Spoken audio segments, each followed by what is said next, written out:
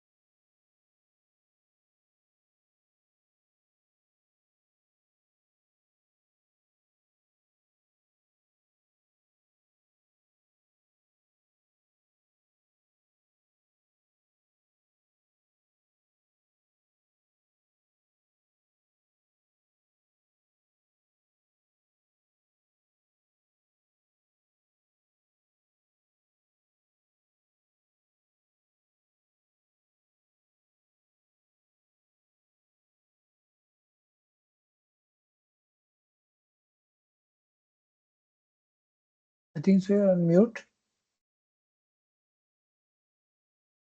Yeah. Please. Yeah. Okay. Yeah, I will start in few minutes. Yeah, sure.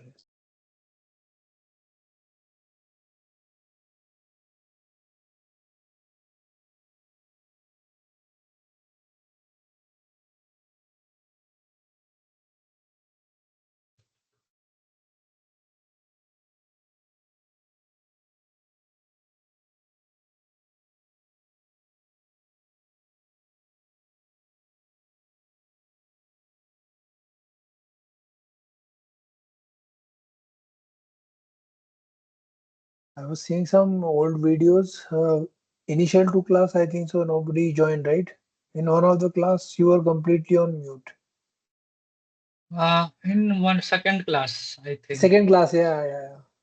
No, actually, what happened? Whatever the link I provided to join, that link was related to IIT the team. Kanpur. No, that IIT was Kanpur. related. Yes, and nobody had the Microsoft account, so no one was able to join. Yes, Yeah, I tried. correct. I tried. Actually, we were eager to join, could not join because of the technical issue. And then we have put in the posted in the question also, that one. And then I don't know why audio did not got recorded, but I tried to record everything. Next You session were not on mute. Yeah. onwards, You you were have not on mute. corrected. Okay, Yes, that is great. yeah. So all of you watched the lecture of this week? Yeah, I watched till 44. Yes. Okay. Last one is remaining. Okay. I'm revising Okay. also. Because a lot of things are there to revise as well. Yes. Okay. So okay. People will join in 2-3 minutes. I'm not expecting a lot of people, but at least 2-3 people will join a lot still. Yeah. So in this week we have studied the Google Net, right? And ResNet. Yeah, So Google Net, ResNet. Yeah, and there is one more actually. That is AdGuard. Those are the optimizers, right? AdaGrad and Optimizer. Yeah. So these are the CNN networks. And then we have the optimizers. That is momentum that we have already seen earlier. We are not seeing your screen. I can see. I can see. Seeing? Yeah, I can see. Somehow I'm only seeing the big screen like this. Maybe you reach. I have not clicked properly. Maybe you didn't click. I can see clearly. Yes. Yeah, but it is small today. So let me fix it.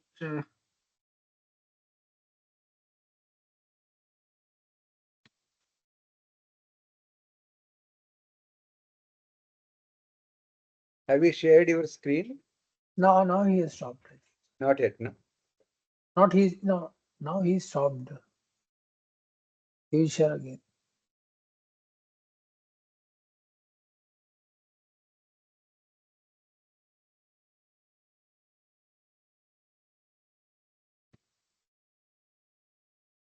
Yeah, Yeah, now we are able to see something. I don't know. Blackboard. It is coming as smaller. I don't know why. smaller today. It's small. Yeah.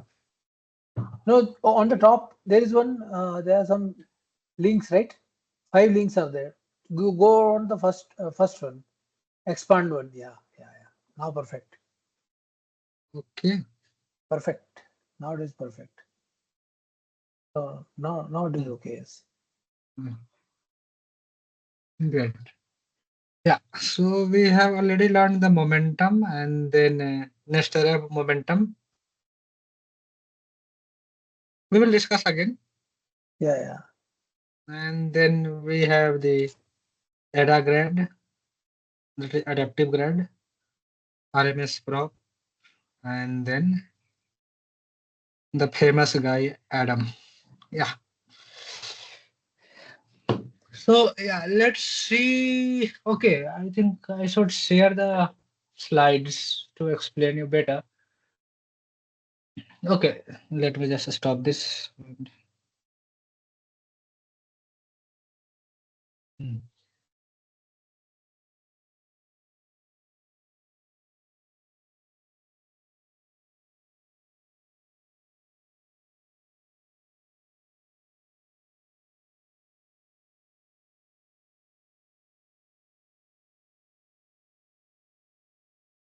Right. Okay, let's zoom in a little bit. This is not very good. Let's see if something is available on the internet. A better No, picture. that was good actually. Let's see. Yeah. Google Net.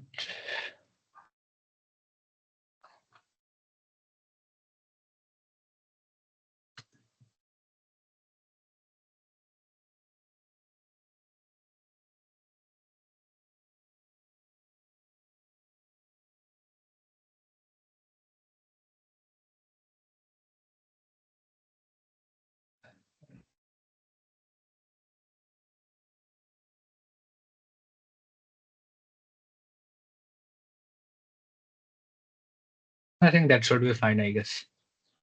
No, it's fine. Yeah. Yeah. Let's see this one.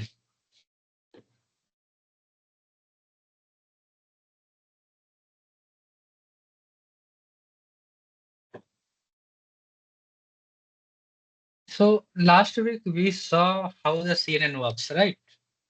Like if you have some input, you do some convolution through some kernel, and then you do pooling and what it is?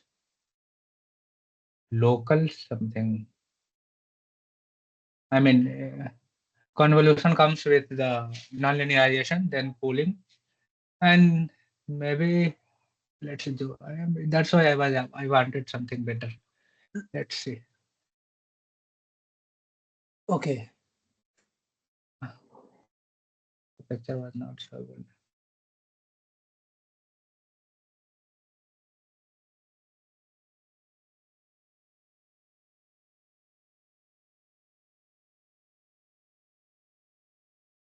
They start with convolution,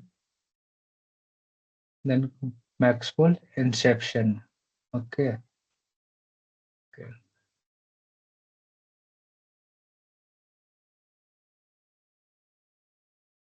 Okay. Let's see something else.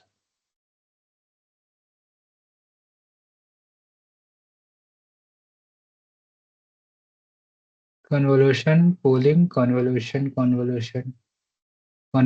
pooling, and then inception. Okay. Whatever that is, let's ignore it for right now. Okay.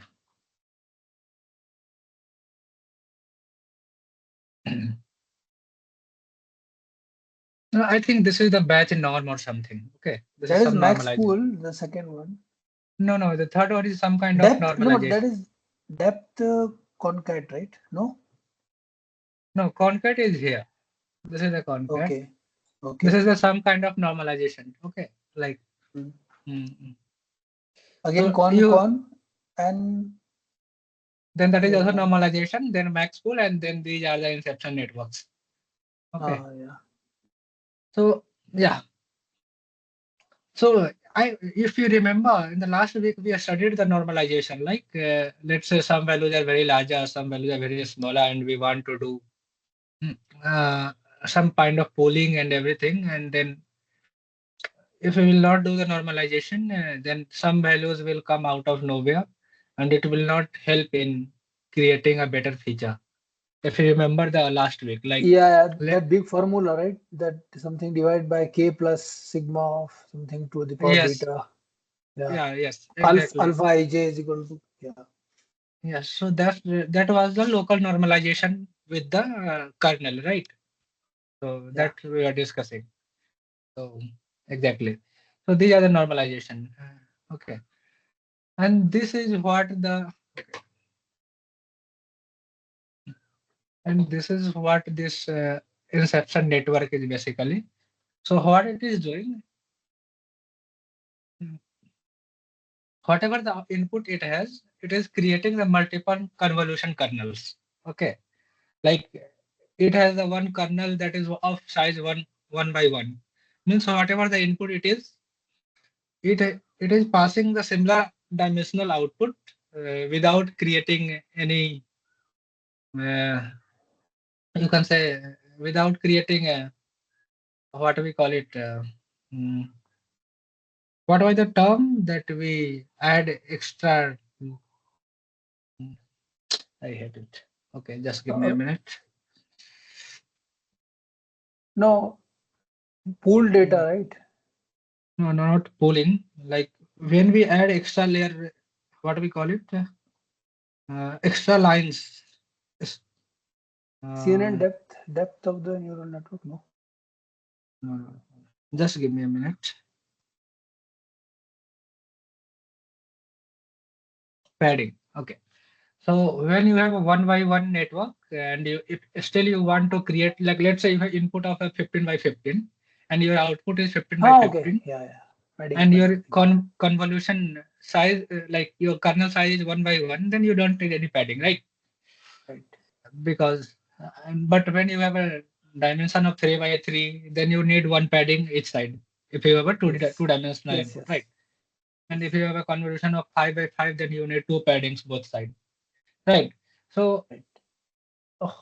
what it is doing basically, when your convolution is smaller, the better the feature will be. Like, I mean, whatever the input is a single, the output will look like maybe with some uh, or distortion. Like let's say you are multiplying with one value. Like if let's say if you are rotating your image with one value, like you multiply with cos theta and minus sin theta, right? Like let's say if you have a two 2D matrix, and if you want to rotate it, you will just simply multiply with cos theta and sin minus sin theta, and it will rotate it, right?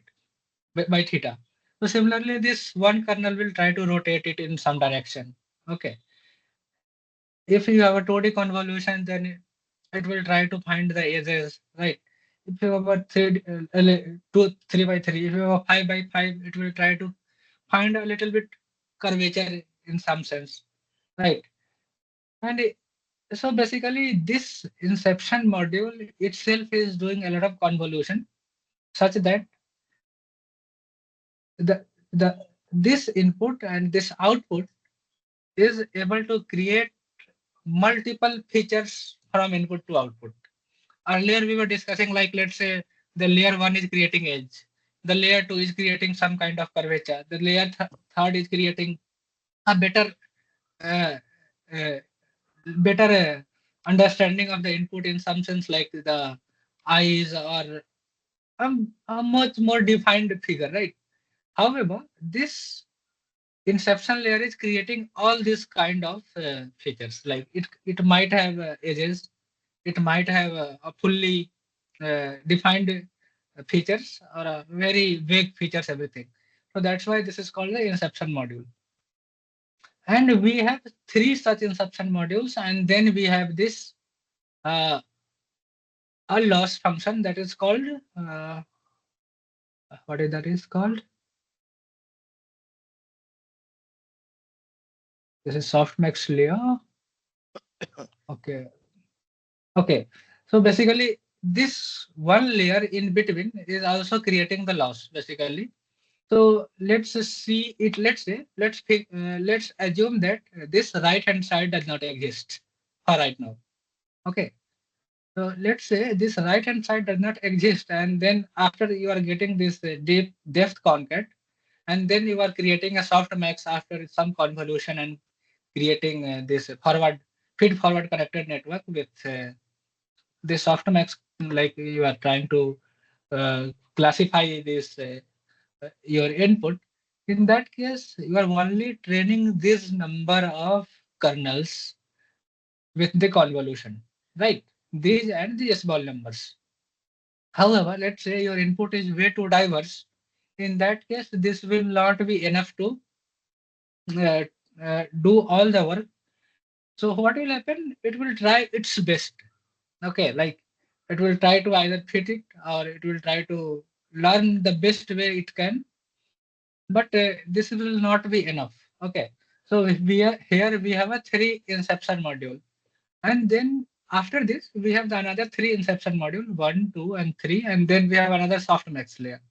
And similarly, we have the another inception module followed by this fully connected network, and then the optimization like softmax layer.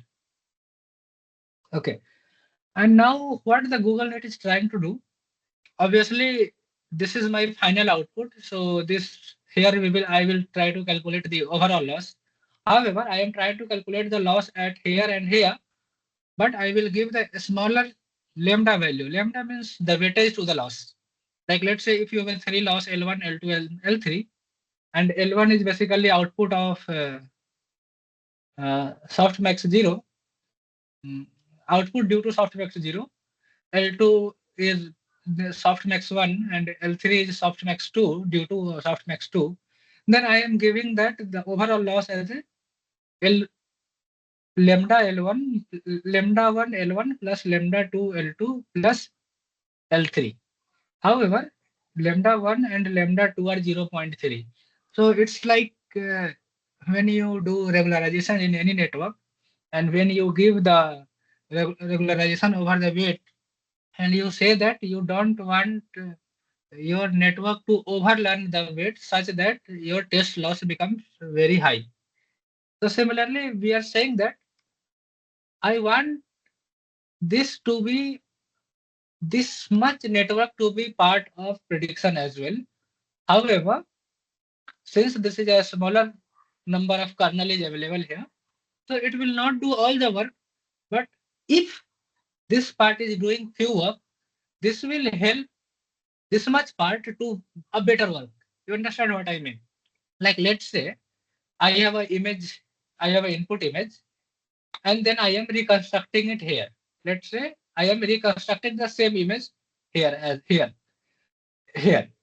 Okay, and I am saying that the reconstruction is not very good, but I can see that there is means my I can figure out like okay, I have some number or some figure, some picture of a sparrow is here. Then at least my eye can say that whatever I have predicted here, it looks like a sparrow. Okay, but when I am doing this optimization, that's why I am getting the sparrow here that will look like a sparrow.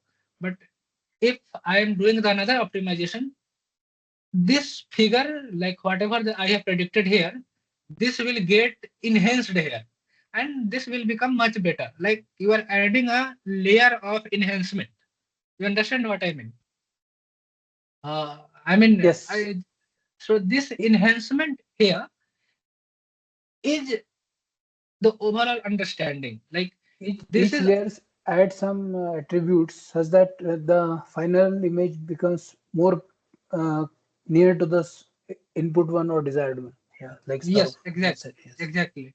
So like earlier we were not doing like let's say earlier we were adding AlexNet and everything. We were not thinking in that way. We are saying that okay, I have an input and I have output, and in between I want the construction. Okay, and that's my overall output. However, here we are saying that I assume that my output should start predicting from here only. Like I have embeddings here, I have got the output, and that output should look like whatever I want here. Okay. And these are the enhancement I am doing in between. So basically, if your input is not too complex, basically this much network is doing your work. And these are just having fun. Like they are not doing at all anything. They are just copying this data here.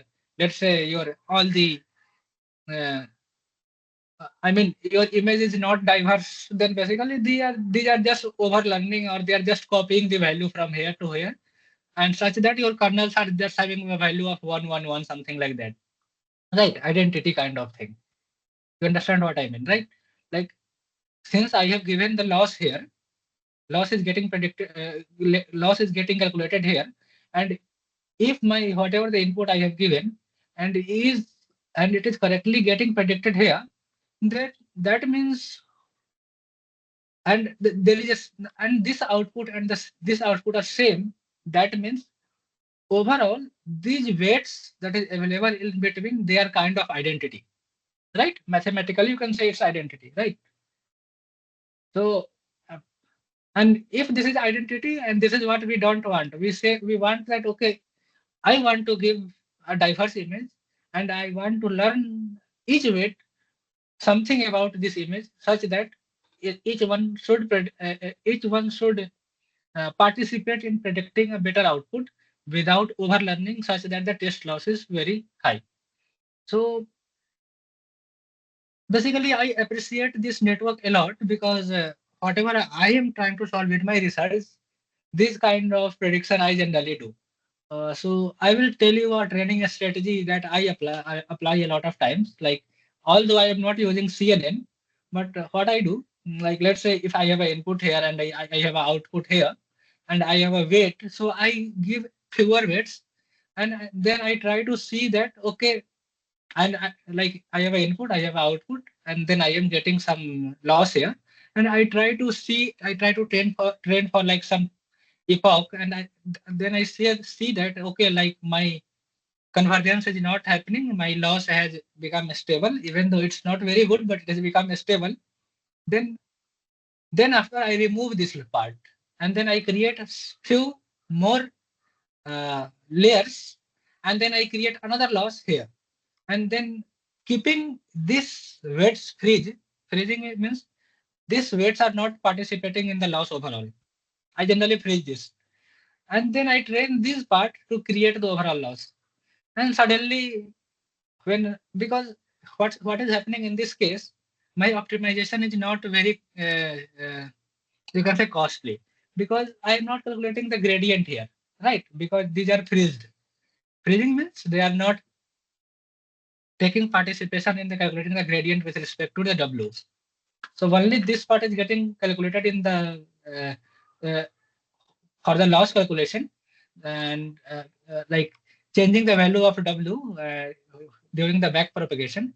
And that's how when in the second part of training, I see that my convergence has become much better, and my loss has become better. And then after what I do, I freeze these as well, and then I create another layer, and then I train the overall output. And in this way, I see that my output is much better for my physics-based systems. So and also the physics is very complex compared to the data-based learning, like very complex. So these kind of network, if you have an intuition like how things are working, why things are working in this way, basically you can solve your problem. Like let's say you are solving some problem and you don't know what will work best for you, but you know what output you want from what input you have.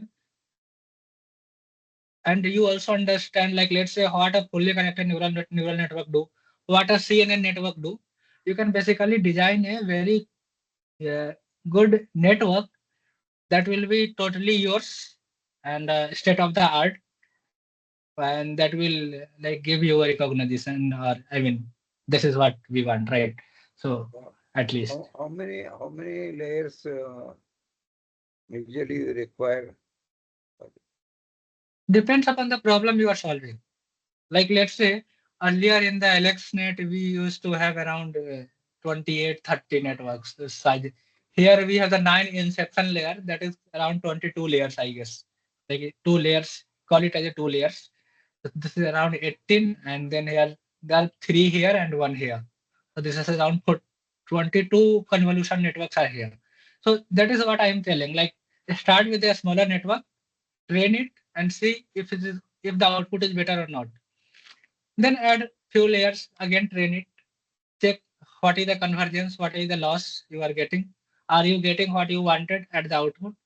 And keep doing it. And like I am not very much aware about this vision architecture, but because I work in the physics problem, so generally I have a personal intuition. Like let's say I am solving a simple physics problem, like in problem, and I am solving a complex fluid problem. Then I know like the loss terrains. Like let's say like I am giving some input, 10 inputs. I got my output. So basically, I can draw a terrain of loss with respect to my input, and that terrain will tell like how complex my loss terrain is, and that terrain can be optimized with if my with fewer weights I can train that terrain, and I can go to the optima. Then I am fine with it. But in complex fluid flows, in the turbulent flows, uh, we have a lot of minima, maxima, I mean global minima, global maxima. And in that case, the training is very complex and optimization become itself very hard. Then we generally use a very high number of, like I generally use, like let's say if I am using a simple network, then I generally have around 5 hidden layers, with each hidden layer having 512 neurons. That is too much. Basically, if you will square it, then it will become 500 times 500, it will become 25,000. No, I mean, that will become 250,000. And if you have that five of them, then it is like around 10 lakh of something, right? And 10 lakh is a very high number. That is, you can even call it 1 million. And that is a simple feed forward. But I generally don't use simple feed forward. I generally use residual networks. I use attention mechanism. Generally, it becomes like 20 lakh, 30 lakh number of parameters. And that is a lot to train for us complex flows in the fluid mechanics. So like a GPU like H100 or H is a NVIDIA GPU Hopper that has around a million number of GPU compute system, GPU compute nodes. Then it also takes around the GPU memory of 80 GB or 60 GB. And in general, you will have a difficulty finding a very large RAM GPUs, like A100 generally has 40 GB. However, you can have 80 GB RAM as well. So, I mean, currently NVIDIA is giving a large RAM GPUs like B6000 has around 96 GB RAM. So I could run those networks on those mm, uh, GPUs. So yeah, it depends upon the problem you are solving. Okay. No, the question is, are you able to solve physics problems also using this deep learning layers? Yes. Yes. So you don't use physics principle while solving here, or use them to counter check your solution? No, I use the governing equation to solve the equation using deep learning. Huh? To solve the equation, use this deep net Yes. to solve the differential equation. Yes. Yes. Okay. Okay. Thank you. Okay. So it's something like a finite element method, and how this one will compare. Yeah. So it's it looks like, I mean, they are doing the same thing like finite element or the finite volume. They are trying to solve it. But the idea in the future is that can we create networks, a collection of network that could solve the solution based on the learnings they have embedded in their networks faster than what we have. Like let's say understand what I mean. Like when we solve any finite element method, we give the input, we discretize it, and we get the output, and we solve it for in the forward method, right? However, neural networks have something called the weights, that are the embeddings. They can learn the feature. Like let's say if I am solving a simple lead-driven cavity problem in which I am having a circulation, and if my embedding can understand a little bit about the circulation, then I can use that circulation feature in some different flow, and maybe it will make the optimization faster. Let's say if my network has have learned something about shock or the you can say expansion fan, then I can use those features to learn uh, a, a complex problem that has a shock as well as expansion as well as all this complex feature of the fluid flows. Okay, so this is what the overall idea of physics-based neural network is. But we are still far, but at least we can solve few simple or sometimes complex problem as well using the neural network without using any kind of data, only with the boundary condition. But this is what overall the motivation is. So if we can solve any neural net, solve any fluid flows without data, then we can solve complex problem as well. Thus, we need to do some more research. This is the idea. Okay. Yeah. So I'm sure the other people are not understanding. So I will just move ahead. Thank you. Thank you. Yeah. So this was the idea. Like there are two benefits of this. The first benefit is it is also understanding things in between, and it is creating a better features. And the second thing is it is cheaper. Like you can see here, uh, the number of computation that is happening, number of operations that is happening. The operations generally contains are additions and the multiplication, and that is happening in the Google Net is around 5.3 million. Let's say in going from this layer to this layer. However, if you will see the BCCG or the AlexNet, they are directly using a larger kernel and they are incurring a larger cost of total number of operations. And this is what the operations the GPU does, right? So if the larger number of operations are there, the bigger the bottleneck is. And the bigger the bottleneck is, the longer time you will have to uh, run your code and the longer RAM you need to run the code, right? So But if can you explain this because I spent a lot of time on this particular one. For example, this 14 into 14 on the top into 480. These are the feature vectors, correct?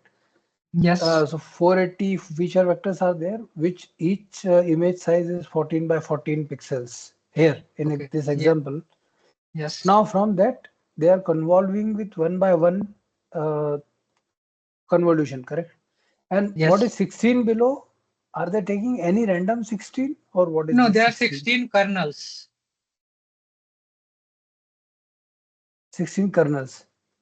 Yes. Okay, so 16 kernels of one by one each, correct? Yes. So overall number of operation on the left, they are saying with for one by one is 14 into 16 kernels Mm-hmm. into 1 into 480. Mm-hmm. How did this come? 14 into 14 into Okay. 16. Okay. So let's say I have one kernel here. Okay. Let's say I Okay. have a one kernel here. So basically I will get output of 14 cross 14 cross 1. Right? For Then let's one feature vector, yes. so forget about the 16 for right now. So I have a one kernel here of 1 by 1, and I have got the output of 14 cross 14.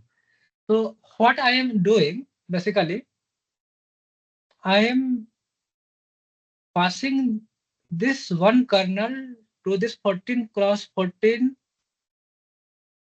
input of 480 of 480 width through this one, Yes, right? yes. So like let's say if I have a one input of 14 cross 14, and if one by one kernel is passed through that, then I will have a total number of computation of 14 cross 14, right? 14 to 14. Yes, you're right. And let's say I have another like I have another 480 such computations, then the total number of computation will become this much, because I am Yes. passing this and then I am basically averaging it. You can say in some sense. Mhm. Okay. So I mean, I'm not sure why they are not taking the computation of averaging. Like let's say I have passed this one like to the second input. I have got this output of 14 cross 14. I have passed into the third input. I have got the output of 14 cross 14. Right? Understand what I mean? Mhm. So basically, I am doing the number of computation. Let's say I am not taking any average for right now. Then that will be that this number of computation 14 cross 14 cross 480. This is with 1 cross 1 kernel size, and if we consider only one kernel. But if Yeah. there are 16 such kernels, then this whole should multiply by 16. Yes. 14 into 14 into 480 into 16. That is correct. That is correctly reflecting in the first equation actually. Now it is correct. 14 into 14 into 480 into 16. Because 1 into 1 is the convolution size. Yes. That is correct. Now going to the next one. Now the input is 14 into 14 to 16, and there are 48 kernels of 5 into 5 each, correct? Yes. And they must have done padding here to keep Yes. the size same. Yes.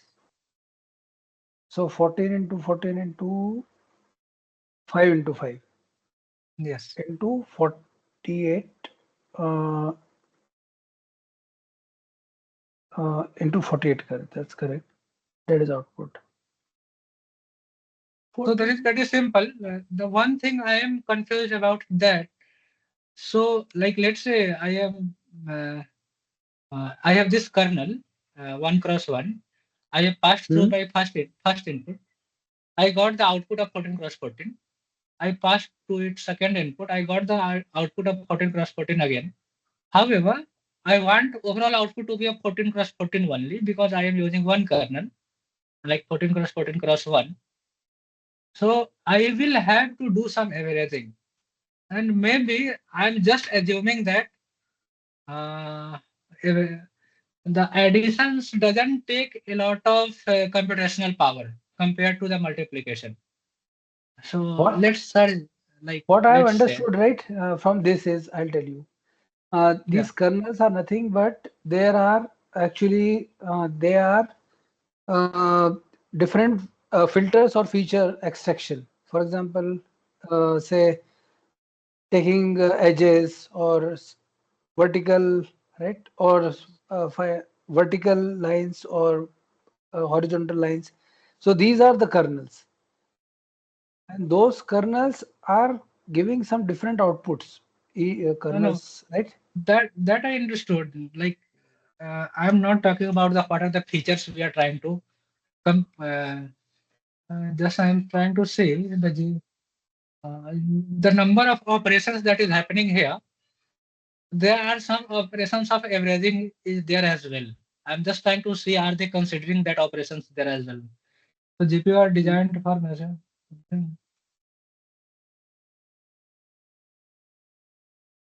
So what I understood is the same input to the first is going parallel to the all the 16 kernels, Yes, yes. right? What? Go again. Go again. What you So told? for example, on the left of this 14 into 14 into 480, there is one image of a sparrow. So the same image will go to all the 16 kernels. Yes, yes, yes. So Yeah. like you have one feature and you have such quality features looking little Yes. different. Like okay, and this one by one is passing through all of them. Okay, Yes. and creating overall output of 14 cross 14. Got it. And now I have another kernel of 1 cross 1, and I have 16 such kernel of 1 cross 1. Correct. Got it. I'm just a little Right. bit confused. I will check it and then I will tell you in the next week.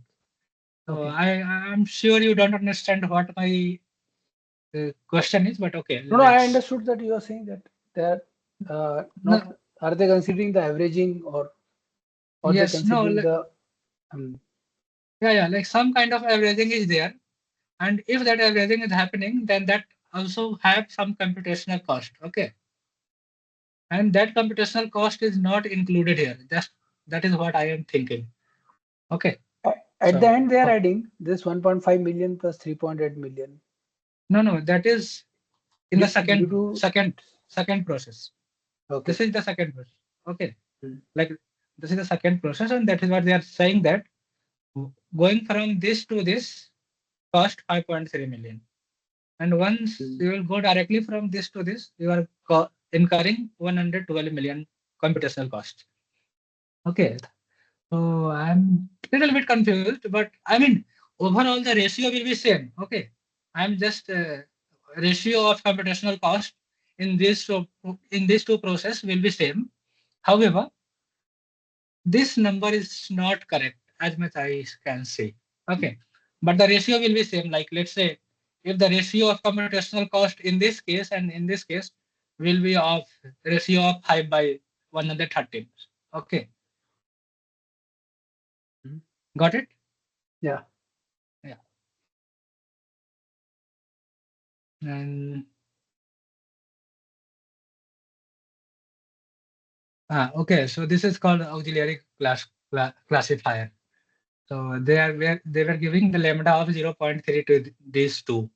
So they were basically saying that say if I am trying to classify things here, and these networks should learn something in between. Otherwise, like generally what happens if you will try to have a over number, like let's say if you need 5 weights to train something, but you have given 10 weights such that the first to 10 weights are in the sequence, then the last 5 uh, weights will try to train and the first 5 will remain almost same.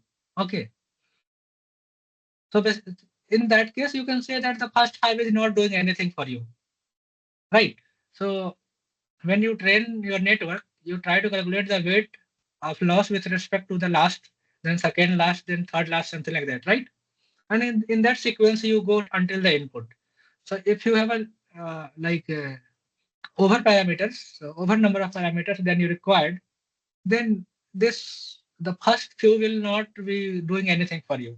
In that case, if you will add these uh, auxiliary classifier in between or auxiliary loss function in between and giving them some few weightage, that will learn something, and then your network will be you will not say that it will predict I mean the test loss will be higher in the case of if you're giving some another input for which you have not trained. Okay, so that is what it has meant. Yeah, and then we have this the ResNet. So the ResNet is basically the idea of ResNet came from the idea of this vanishing gradient. So basically, like you can see, if you have an input and you have an output, and in between you have a like 30, 50 number of hidden layers, and when you are trying to calculate dou L by dou W1, that is the first hidden layer, and in between you have n like 45 numbers of hidden layer weights, and those are creating overall dl by dw1 almost very small. In that case, w1 will not get trained, right? And in that case, the idea of having a large network is not anymore worth it. So in that case, this residual layer will create a bridge in between, and this bridge will help you such that you will have a extra, you can say like, let's say you are trying to calculate dh by dx in that case, and dh is actually df, the dou f plus x. Then you will calculate the gradient with respect to f and gradient with respect to x as well. So even though this is smaller, this will be larger, and this will overall translate some gradient here as well, and so that you can change the value overall here, right? And this is the very simple idea of residual network. So and there is nothing more, and this idea has propagated a lot in the current networks, that attention networks and everything, all of them as a residual network that you have at least listened about it somewhere, if you are in the deep learning course works and somewhere, right? So, so you can see here a very simple ResNet 34 layer residual contains around this number of residual layers, copying the data between these, and these are helping to create the relation. Like if you have to calculate you have a kernel here, and if you want to calculate any uh, what you say, any gradient with these kernel weights, if there are no residual layers, then you will pass through this, and there is a good chance of having the vanishing gradient. However, this will simply remove this vanishing gradient up to a very large context. And so earlier, when we were training these deep neural networks, the vanishing gradient was a major issue. However, in today's networks, you will never listen anyone saying that they are facing the problem of vanishing gradient, and that is because almost all the networks has residual network in one way or another. Okay, like not directly copying the value, then there will be some modification in between and then copying it. And so this is what a simple residual network looks like. So this is WA plus B is this input, this input, and this is the this input from L2, and this is creating the overall output. This is the ZL, and this is the this this residual output, and this is Plus one creating, bias. yes. Plus one is where? There is no plus one. At the This is the middle, there is a bias layer. yeah. Here They are there not is a bias. shown. Yeah, there's a bias. Yeah. No, You I can don't create think so. you can This is create bias separate as thing. yeah. Okay, you're talking about here. Yeah, that bias is not coming via L minus 1 or something. It is coming, say, parallel to this layer L. It is added to the layer L. That sir explained in the class in that video. Yeah. So can you repeat again what you told?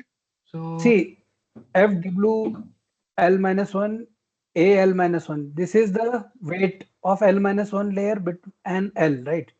yes, And there is a skip layer. So L minus 2 into L minus 2L, right? So these two things are clear. But there is yes, BL as well. So BL is nothing but there is a bias. One more yes, yeah. bias is added. But Yeah, that is so not bias. this. That is not this. Where Okay, you're so you're pointing. saying that this is another Separate. bias here. Another Yeah, bias. Yes. yes. Okay, I Like a mean, neural network, right? There's a bias. yes. Great, got it. Yeah. So yeah, got it. So okay, I have some picture I will show you later. Yeah.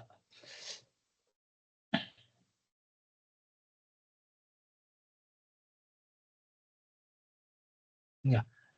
I mean, you can add bias, like let's say when you define any neural network, and then use let's say you are using PyTorch or TensorFlow. Uh, when you have a linear layer, these are the linear layers, right? And then you create F to have non-linearity. So in linear layer, there is an option of creating saying that bias equal to true or false. Okay. So either you can give bias equal to true or you can give the false. It depends. Like it's your choice. Okay. It's not like you cannot give or you can give. It's not like any such rule. In this case, he has told like, okay, you don't need to give the bias because you have one such input, you have second input, and you can create an extra bias that we generally do in a simple feed-forward neural network, right? Right. So basically, it looks something like that. Looks like this. Like this is the one input coming from here. This is another input, that is this one, and you have a bias here, something like this.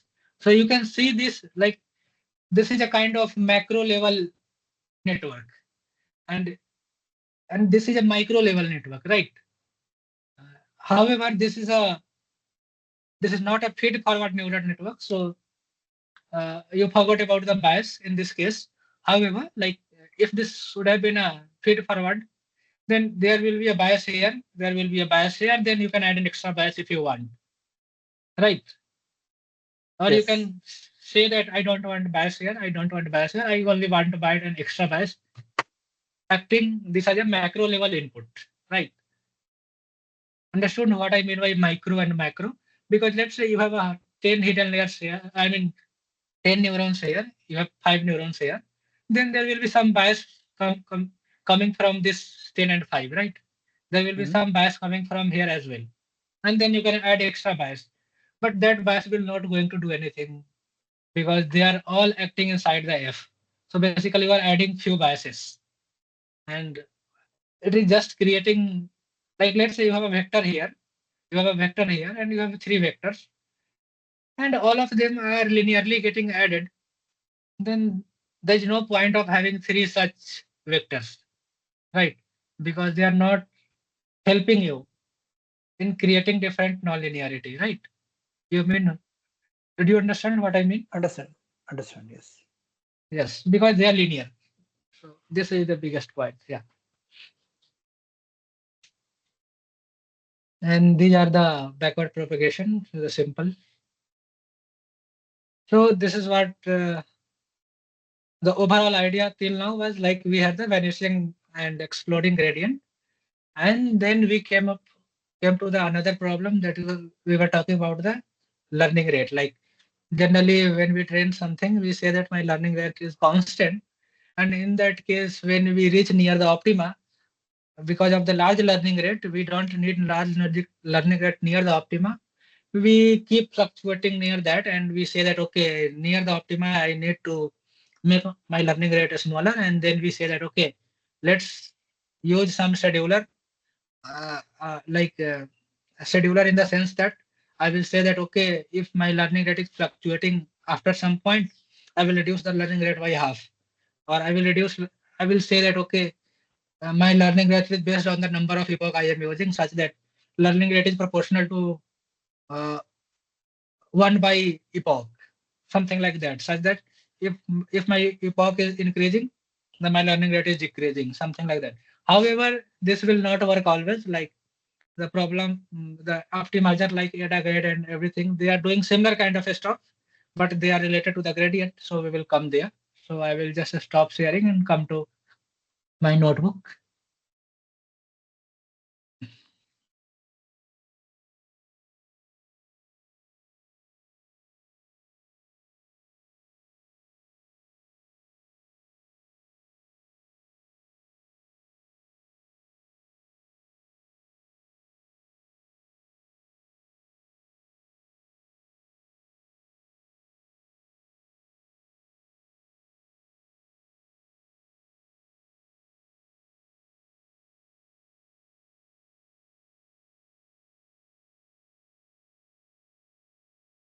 I don't.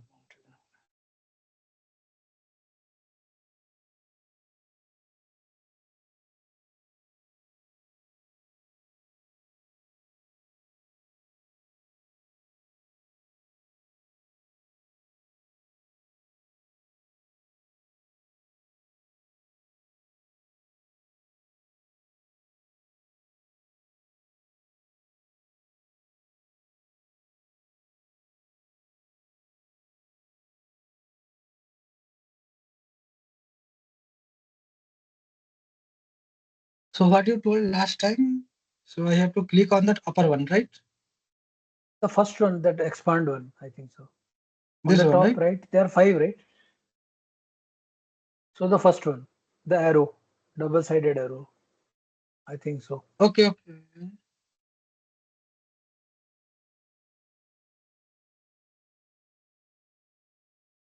No, not that one. Yeah, yeah, it's manageable. Means you can proceed. I think so. I can see. No, not this one. This one just expansion is there. I hit it. Earlier it was not used to happen. Okay. Yeah, exactly. Earlier it was not happening. Yeah. So we were talking about this optimizer, right? So early, what we generally write, we write that okay, if I have to update my weight, I will write WT minus neta of dou Ly dou WT, right? So this must like Yes. gradient descent. Okay. However, like when you solve a non-convex problem, let's take a simple problem.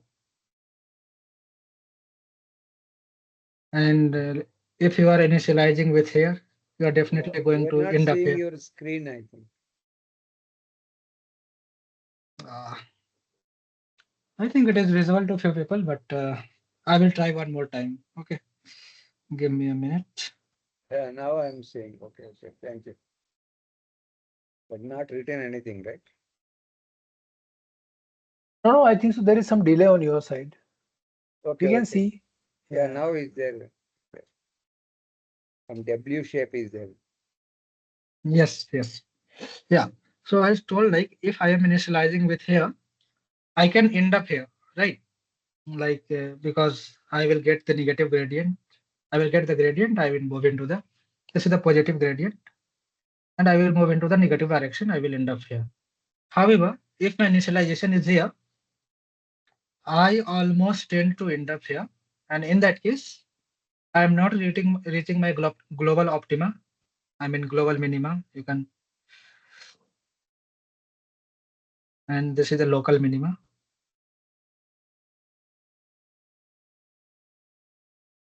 Then I'm not able to solve my problem, right?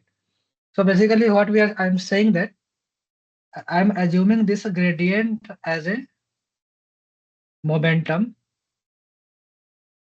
and I'm saying that I am picking this momentum, and when I will reach there, I have picked some momentum while coming here, and I will move forward in this direction until there is a good chance that after moving from here to here, the momentum I have picked, I might end up here.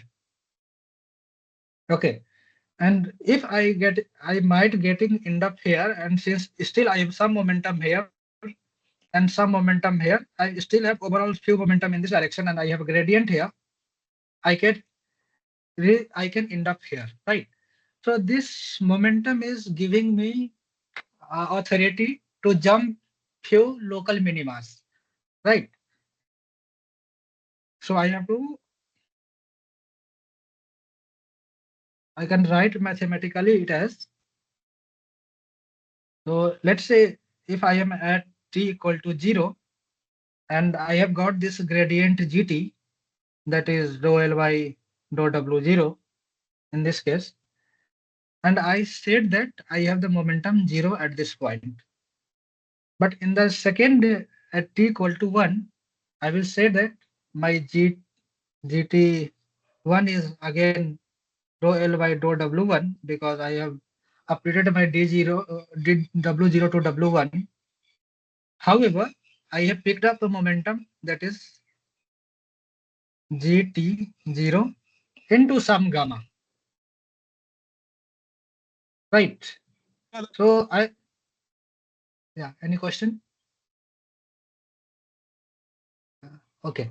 So I have picked up this momentum, and this momentum, if I will go to t equal to 2, I will say that I have got this gradient dt2, and that is dou L by dou W2. I mean, these are the time or the epoch, okay? And I will say that my new W is like, let's call it W0, W1, W2. That is W1 plus GT1 into gamma. Okay.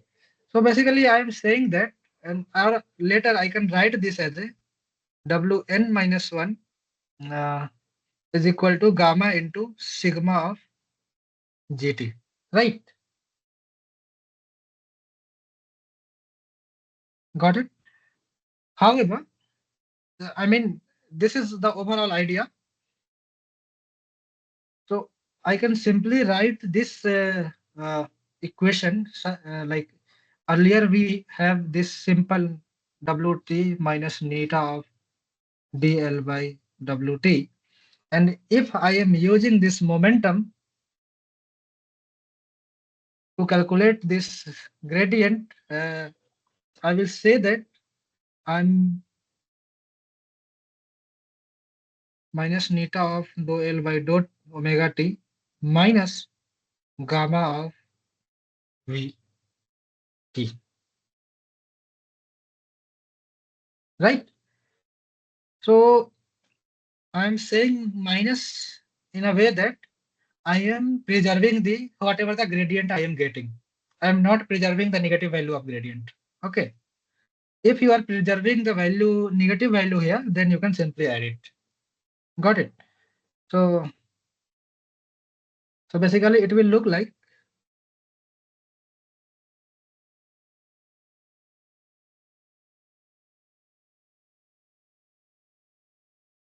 any doubt?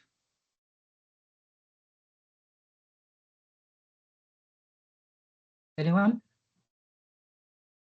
Just not to be any doubt, right? Yeah. So Professor taught this in another manner that he was saying, like let's say this is W1, this is W2. W2. I have a contour here of loss. This is the L. And this board is not very clearly visible. Okay. But, So what you can do, sir, I can tell you, just you put the mouse on the screen. Okay. Not Prashant, you, but I'm talking to Surya, sir. On the bottom left, you can see plus, right? If you just, click on that. So it will zoom the screen for you. Okay. I got it. Yeah. I'm You zooming. can zoom out or zoom in accordingly. Yes. Okay. Yeah, go ahead. Okay, great. Thank you. Yeah.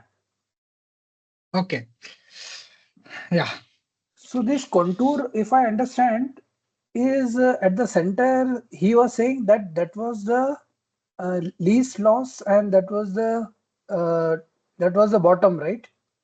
That was Yeah. So not a basically, that was a overall minima, not a local minima, right? yes. This is over. Like he is giving a simple example. Like let's say if you have a something like this, if you will draw this in a 2D, when you have a W1 and W2, this will look something like this, such that these are the iso lines. This is called the iso lines, right? Here, like let's say here L1 will be will be let's say 5. Here L will be 4. Here L will be 3. Here L will be 0. Something like this. And if you have taken W1, W2 here, and you where the L is something, let's say something with 4.5, and you want to move to here such that at this W and this W, my L is 0. This is what the contour means, right? Got it? Contour. Yes. Contour lines. Yeah. So these lines are basically iso lines. On these lines, the value of whatever the function I am plotting, that will be constant. Okay. Okay. So I will just erase this. Yeah.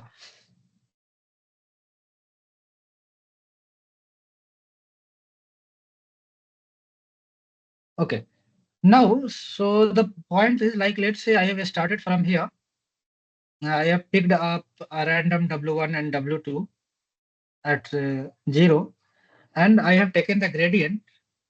And if I am not assuming any momentum, I will have a different value of dou L by dou W1 0 or dou L by dou W2 0.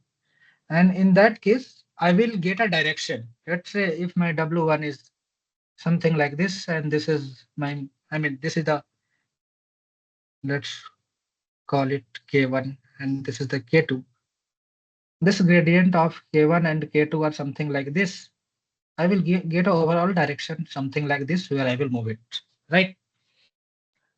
However, in you will always get some gradient. However, like just try to assume a bowl,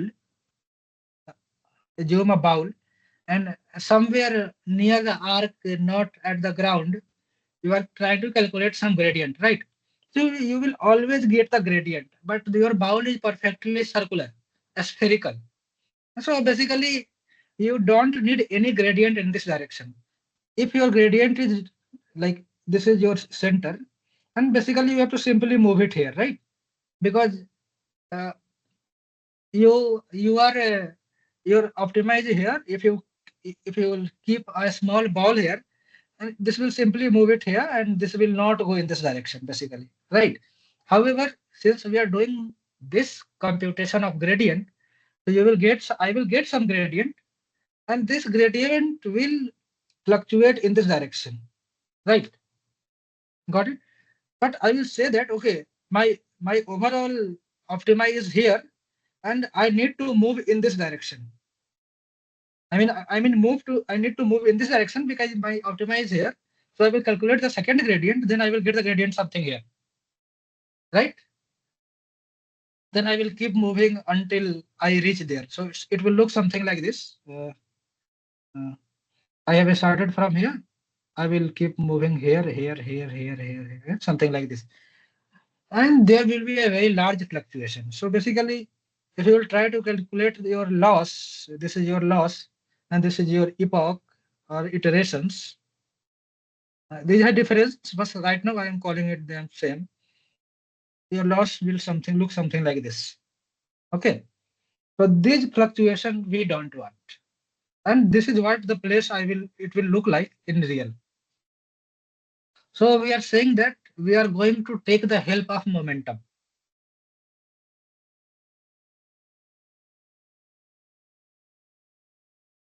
So yeah, just a minute.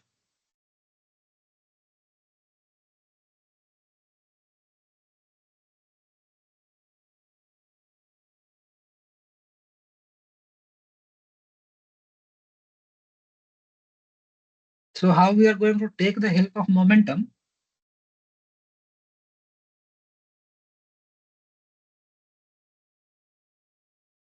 We are saying that I was here. I got some gradient in this direction. I got some gradient in this direction. However, don't need it in this perfect case of this paraboloid or something like this. Okay. So, or like not, let's say perfect case of a sphere for right now. So it will make sense to you in your mind better. So then what happened? I moved in this direction and I got this, like, I got this overall gradient. Okay. This is my input. And overall, what the gradient shows the direction towards the optima, right? So my gradient will in this case, it will show that okay, your optima is in this direction. Okay. However, since you are saving this momentum, let's say this value, what will happen? This will slowly little bit diverge in this case, in this area, right? So basically you are closer to the optima because you have used the momentum you had earlier. Got it? So I will draw two pictures later. Now you are here. You got the gradient here. You have used, now you will say that, okay, earlier I had got this momentum. I will take this help and I will say that instead of moving here, I will move here. Right? So again, I will calculate the gradient. I will get this gradient. However, since I have moved in this direction, I will take something and I will move here. So if I will draw here, earlier I would have moved here, maybe here, something like this. You understand? But right now I am moving in this direction. You can see how much difference it is. Got it? So this momentum is helping me to reduce the fluctuation and reaching to the minima faster, right? Without momentum, you can also get to the minima, but it might happen that near the optima, you might keep fluctuating. And in general, let's say if your momentum algorithm is giving reaching to minima in epoch equal to 100, then without momentum, you will reach in 500. And that is a great loss of the computation power, right? Computation loss. Yeah. Yes. So I hope How do you define this momentum? yeah, I told earlier, right? The slope. This one, this is how I Slope. was defining. So How quickly we are converging to the solution? So I was explaining this, right? I took a very large Yeah, yeah. example, Yes. right? However, this gamma is basically the hyperparameter. Hyperparameter. So how much you want the gradient from the earlier, what you have got. Okay. Mm.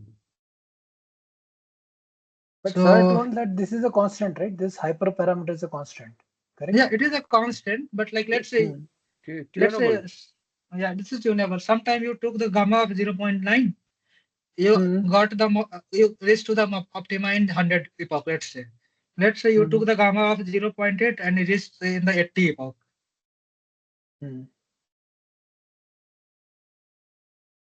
Let's say 80. Or maybe you took gamma of 0.7 and you reached to around 200. So you don't know the value, right? So sometimes Yeah, you have exactly. to do some trial and error to check like, okay, this is working fine for me. 0.8 is best for me, so I will use it 0.8.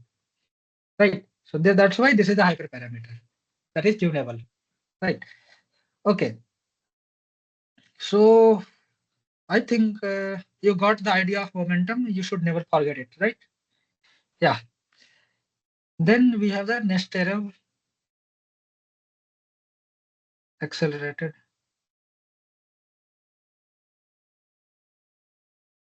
momentum. That is NAG. So NAG is telling you, let's draw it.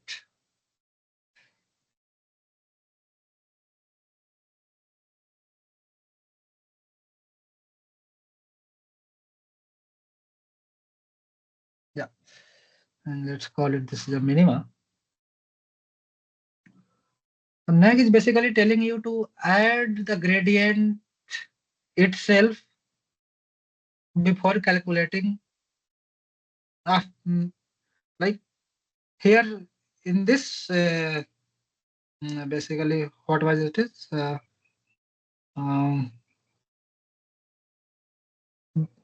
but somehow they wanted to add here the gamma value. Okay, instead of using the neta, and they want it to use here in a way that, let's see how it looks like. So you have an input here. You have used the momentum. You wanted to go here, like let's say you got here at t equal to 0. You picked it here. You got your second value, and then you used the previous value such that you moved little bit here, right? So what was that previous value here? Means the below yellow line which you added just now. This one. This is, Yeah, let's say, exactly. this is the GT. This is GT. Then this is gamma GT. This is gamma GT. Okay. Gamma the same GT direction. means, yeah, because that is giving you the direction, right? You want to use that momentum, whatever you got earlier, and whatever you got the new gradient, and you are adding it. And that addition is vector addition, right? Right? Yeah. Yeah. Now the Nesterov wants you to, like, when you are getting there and you are adding this, they want you to calculate this gradient by using this. Like they are saying that don't calculate the gradient directly. First use this and then calculate it. Like now, let's say if I have reached here and then I will calculate the gradient, then I will reach something here. Okay. So understand, right? Like earlier I was trying to use the gradient here, but they are saying that use the momentum, reach a little bit at the better place, and then use the like you understand. Like I have this, I have this gradient. I got it here, and instead of directly using this here to reach here, I will say that no, I want to use the momentum, and then I want to calculate the gradient. So instead, earlier you might have reached here, but and this is your minima, then you are at a better place in some way, right? Still you are having. If you create basically, if this is your input and this is your optima, and if you will try to create, get a uh, overall vector and overall vector, I mean, then this will be a smaller vector. So you are much nearer to the optima compared to what you were earlier. I think this is getting a little bit messed up. So let me, yeah. Understood? Let's. Yes, sir. Yes. Using the Yeah. momentum. Yes. So using the momentum, I am taking the gradient. Yes. Earlier, I was taking the gradient and I was using the momentum. Right? Taking gradient and using momentum. That is the momentum. And the neg is like using momentum, taking gradient. Got it? Very simple. I could not explain better, I guess. Yeah. Yes, yes. Yeah. Yeah. Now you understood the neg. Got it? Now we will talk a little bit about the learning rate. So we were saying like, since we are optimizing things, we might face some convex or we might get some gradient that we don't require, and then we will use the momentum to move towards the optima. However, we are saying that my neta is constant. Okay. And let's say, even though you are taking the neg or you are using the momentum and you reached there, but you have a larger neta that you took earlier of, let's say, 0.01 or 0.001.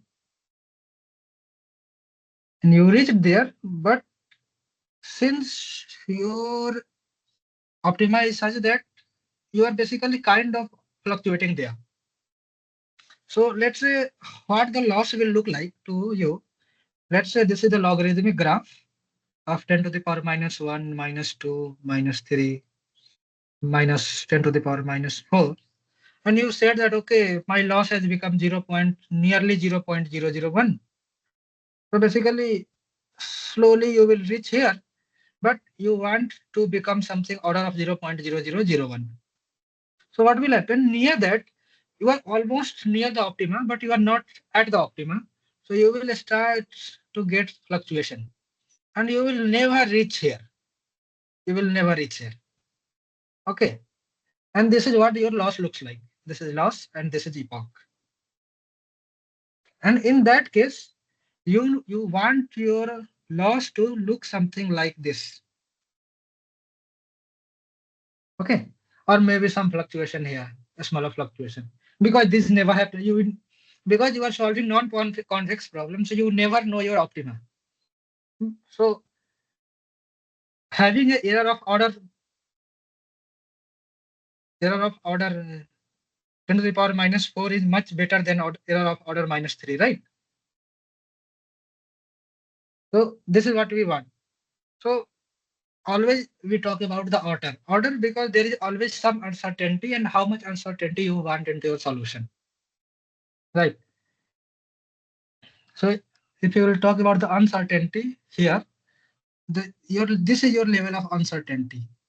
This is the level of uncertainty, right? However, in this case, this is your level of uncertainty. Got it? So you are talking about the error plus uncertainty.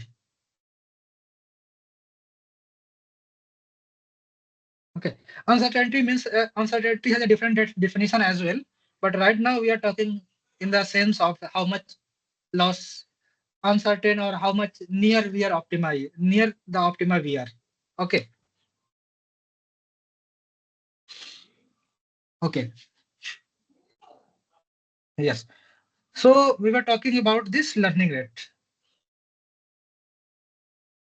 So now we'll say that, okay, so there is a algorithm that is called ADA grade that is exactly adaptive gradient.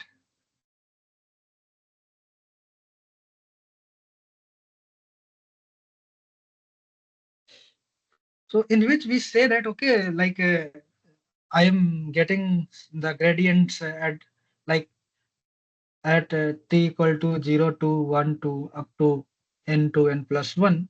I am getting this gt0, gt1, okay, gt0, gt1, gtn, and gtn plus 1. Okay. Now, what is happening? I am saying that, so if I am getting the gradient 0 at t equal to 0, I will use this to say that if my neta is t equal to 0, my neta is neta node, then t equal to 1, my neta will be neta node divided by under root of epsilon plus gt, I mean,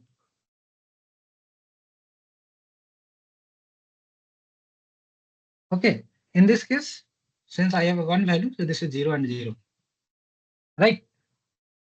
If at t equal to 2, my neta will be neta node divided by epsilon of gt0 square plus gt1 square, right? And similarly, you will take these additions. So what is happening here? When you do this, your neta is decreasing very fastly because you are taking some positive values and you are constantly adding it and dividing it. So let's say if you have reached the why you are squaring here? That is the formula. yes. So we need to square. So since we are taking the root and we are saying that my neta is indirectly proportional to GT. Okay. And GT can be positive or negative, right? So we are saying that we only care about the magnitude. That magnitude is going to tell us how much my neta should be. Okay. Okay. Yes. So we are saying that, okay, in the second epoch, I will use the previous GT and the second GT as well. Then at t equal to n, I will say that, okay, at t equal to n, I think this is not neta, this is eta basically. So eta node divided by under root of epsilon plus sigma of gt for I equal to into n. This is I, right? So what will happen basically, if you have watched the lecture, I will draw another picture.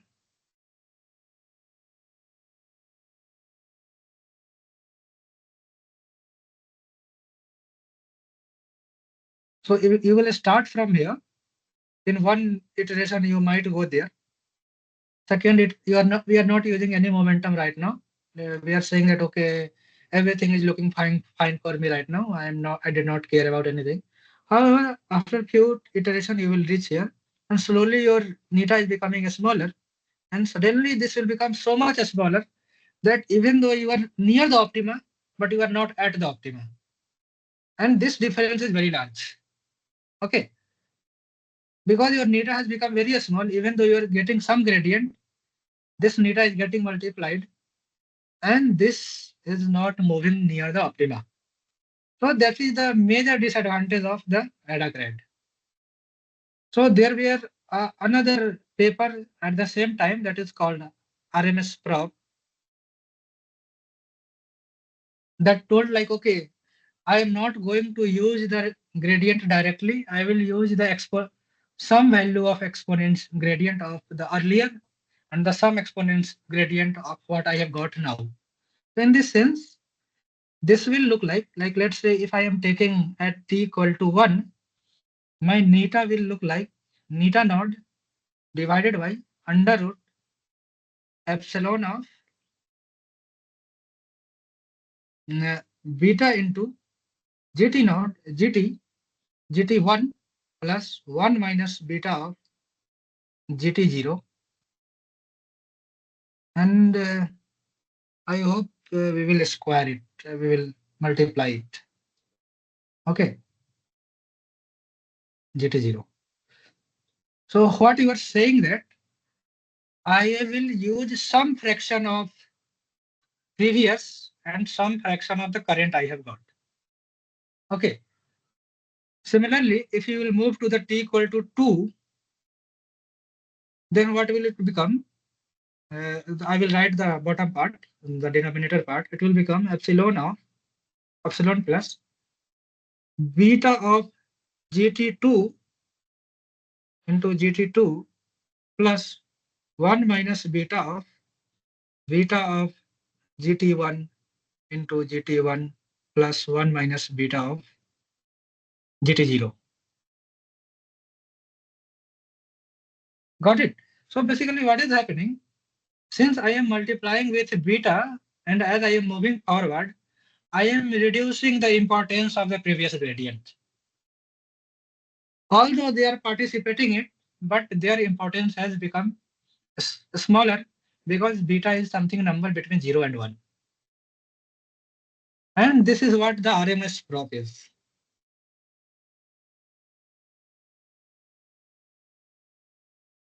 Simple enough. And then when I will go, then the problem that I was getting here, this will be solved because this beta is acting as a number that will give more importance to the gradient that locally they have and lesser importance to what they had earlier. If I will give importance to this one, then this will eventually make my neta very much smaller because this is a large number and I will not be able to reach to the optima faster. Right? And this is the RMS prop. And then we have the Adam. And that is basically the adaptive momentum. Adaptive moment.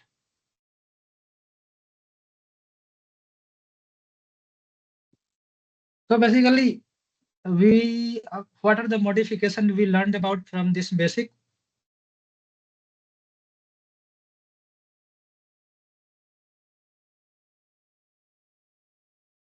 We added something here, right? And then we changed this. So there were two modifications. One was the momentum, Nestora momentum, and the another was this learning rate. And this is the adaptive part, and this is the momentum part, and this is what it makes it the Adam. There is a slight change as well. However, this is the Adam looks like. This is the combination of RMS prop as well as the Nestora momentum. So we have these two hyperparameters. The one is the gamma, another is the beta. So when you will write, when you will see the Adam code, you will see two parameters, gamma and beta. They will have the some value of 0.99 and 0.9 default value. And basically you can change it during the optimization. Okay. All these will be always less than 1. Yeah, All they these- will be always, yes. This is what we want, right? Yes. So I think we are Even the done weight- with, Even the Yeah. weights also always less than 1, right? yeah, I mean, -1 to +1, you can say. -1 to +1. Okay. Absolute Yeah. value less than 1. Yes.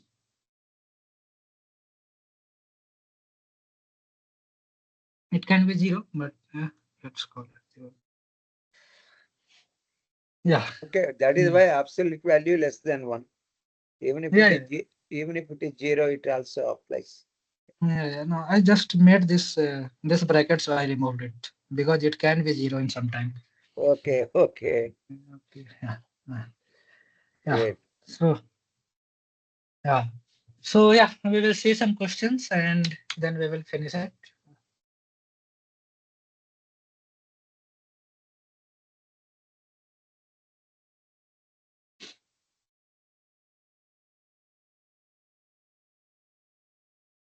Just give me a minute.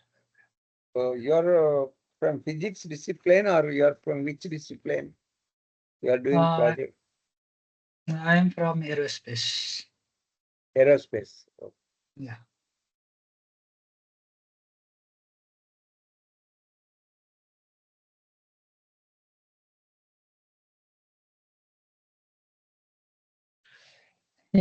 Uh, So you can see the questions. Let's answer one by one.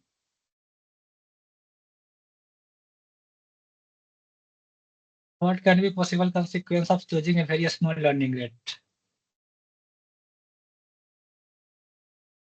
Yeah, I expect the answers. And everyone. That means gradient, right? What? Small The learning rate means learning rate is eta. the eta value. Eta. Yeah, Slow Eta. convergence rate, right? Slow convergence rate. convergence answer. Yes, correct. Uh, I will just explain like when you will overshoot the minimum when you have a larger small learning rate, right? But C Oscillation also is- can be an answer, right? No, I mean,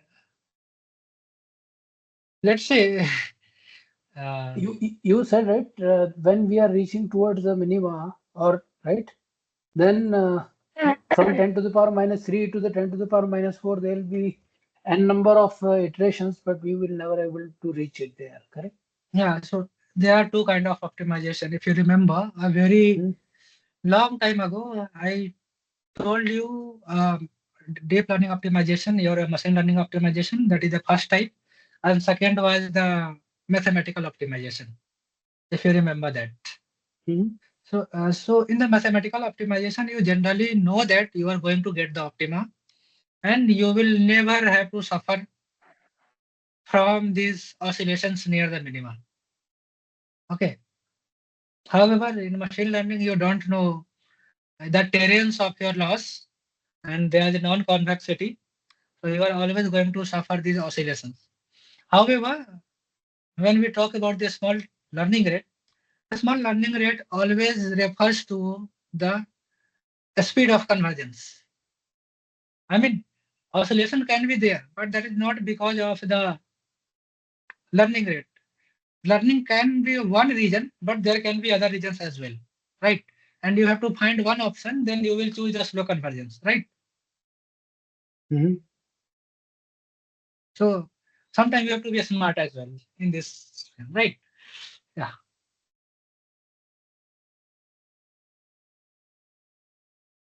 Yeah. The question 2 is, in the following is the equation of update vector of a momentum optimizer. Which of the following is true for the gamma? Gamma is a momentum that indicates acceleration. Gamma is a step size. Gamma is a first order moment. Gamma is a second order moment. Bit A. Yeah, yeah, correct. First It tells C, right? yeah. Gamma is not the moment. Like moment is like a gradient. Gamma tells you how much acceleration you want to give to the gradient. Right? Like let's say if your gamma is 0.01, then you are not giving any acceleration at all. Like you are not using the previous gradients. Right? Okay. Got it?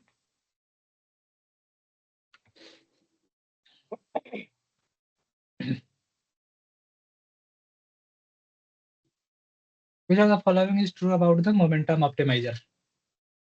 Yeah, I get it. Yeah. Yeah, The question is please show the question clearly. It has gone to previous page. which of the following is the true about the momentum optimizer? Oh, okay, okay, okay. Yeah, it is momentum optimizer. Yes. It Bit, that bit first one A. is correct. It First one is Yes. correct. it helps prevent unwanted oscillation. That also is true. It Yes. helps to know the direction of the next step with the knowledge of the previous. All, I think so. D. Yeah. Yeah, correct. So I think everything is pretty clear, right?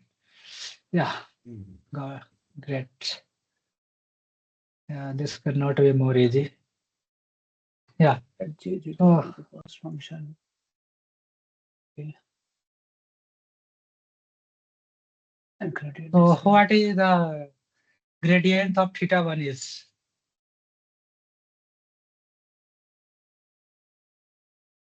J theta. What is the answer? What is the correct? 1 second. What is the correct expression?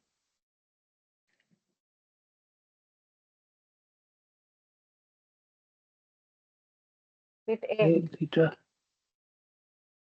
Yeah, like you are trying to jet theta is the loss basically, and you have to train the theta I.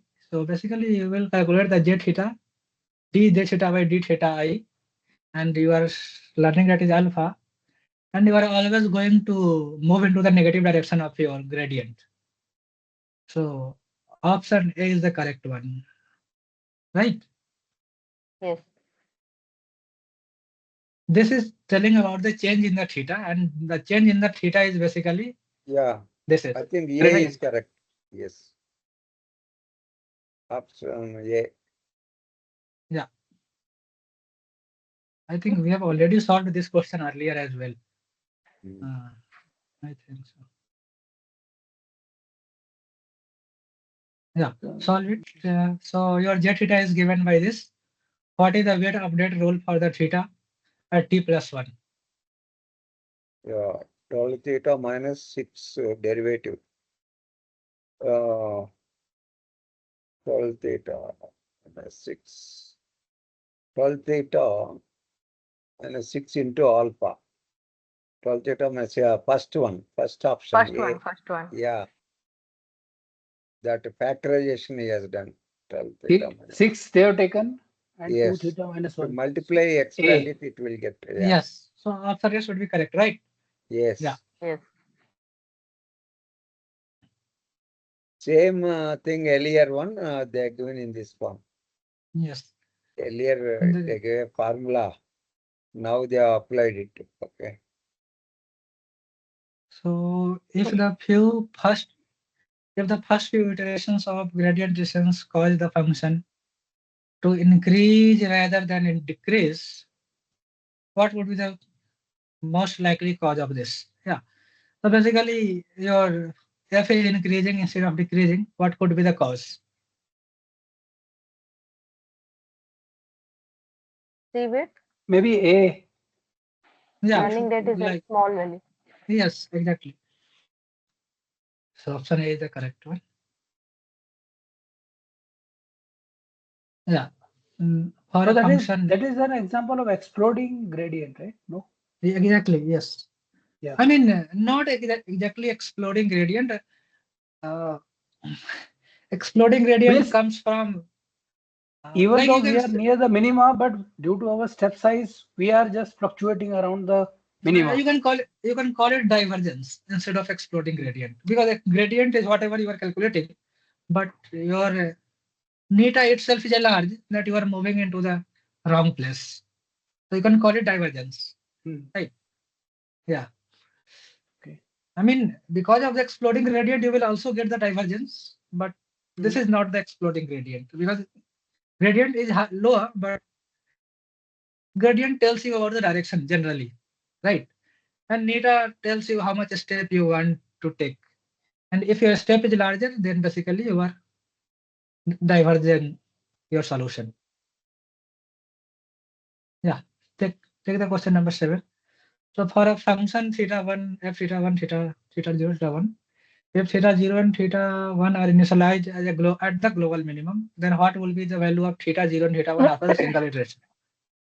Yeah. So theta 0 and theta 1 are already at the minima. And if you are trying to take the gradient and change the value of theta 0 and theta 1, where will the theta 0 and theta 1 will go?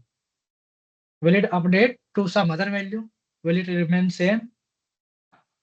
Remain It should same. remain same Yeah, because your gradient is 0. because we are Near the, already at the minima. yeah, so gradient you will get at the minimum will be 0, right? Yes. Yeah. So it will remain same. Yeah. Yeah. The question it is, what can be one of the practical problem of exploding gradient? Yeah, just now we discussed.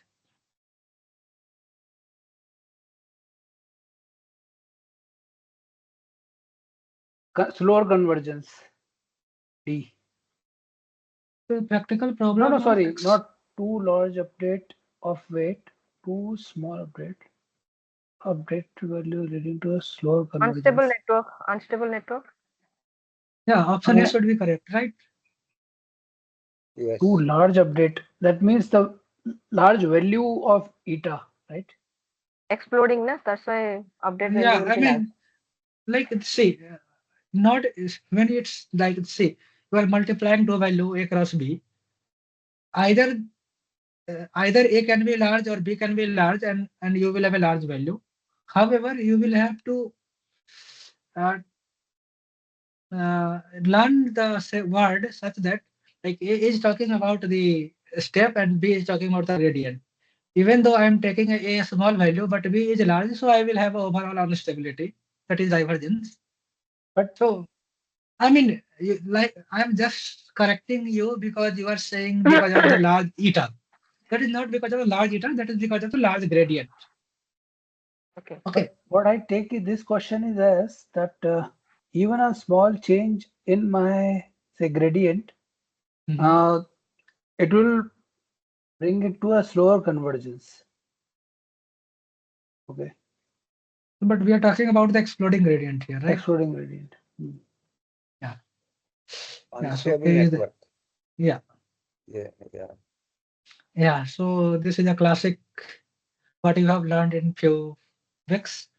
You have to uh, tell me the overall method or the you have to tell me the sequence in which Sequence. sequence we do all these things. Take your time. Take 1 minute. Gradient. Decenter over.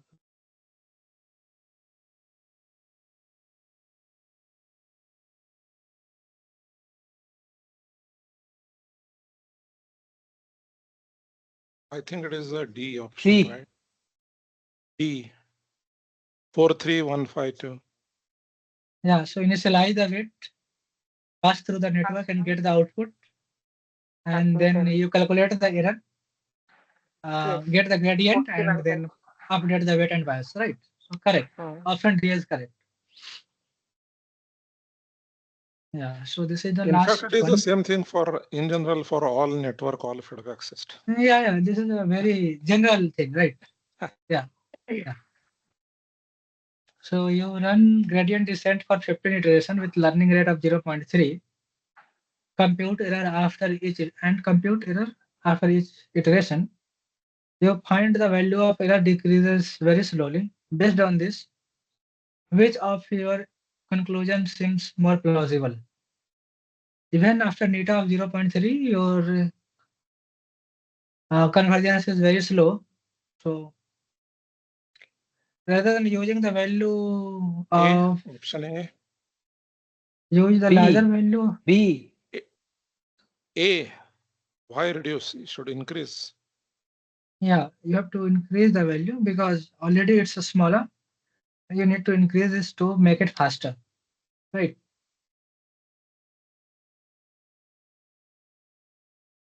I mean,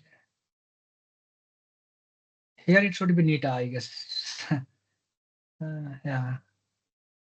So you have to large the value of neta. So option A should be correct. Yeah.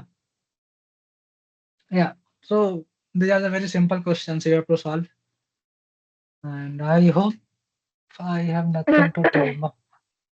You got most of the understanding, hopefully. Yes, better. One Yes. question. The final exam also will have some objective type only or subjective type also? Yeah, I'm Because not last very time also I sure. asked the same question because Hmm. now this time they have given some AI related uh, uh, question paper, right? I hope people would have explored that. So we can give exams of based on the AI. So I if think it it is is based not a on the question AI, paper. It is a learning help actually. Different type of learning help, flashcards and Yeah, exactly. mind game. Flashcard, exactly, and other things. Yes. So if we go here, then we will find actually. I have given two papers, but there they were asking subjective questions as well. so they might Interesting. ask, like, if the number of registration is low or a very low number of people are giving exams, they might ask question. Like Okay. sometimes it happens that the you get the paper as well as some optional questions like these are the MCQ questions, and these papers are getting to the professor who is taking the course after the exam, and they will mark according to that. So earlier I was teaching in the course of computational fluid dynamics and heat transfer, and professor actually, like, the weekly papers used to happen such that the student has to write their answer, scan it, and then upload it weekly. And manually they used to get marks by the tutor Okay. from the professor side. So it might happen. So I mean, you should be ready for everything. Like, yeah, since you are learning everything, if you are just ready for the optional question, then yeah, it's not very good. Yeah, be ready for everything, even if it's MCQ. Yeah, sure. And for AI also means just for everyone's information, there are 6 complete question papers as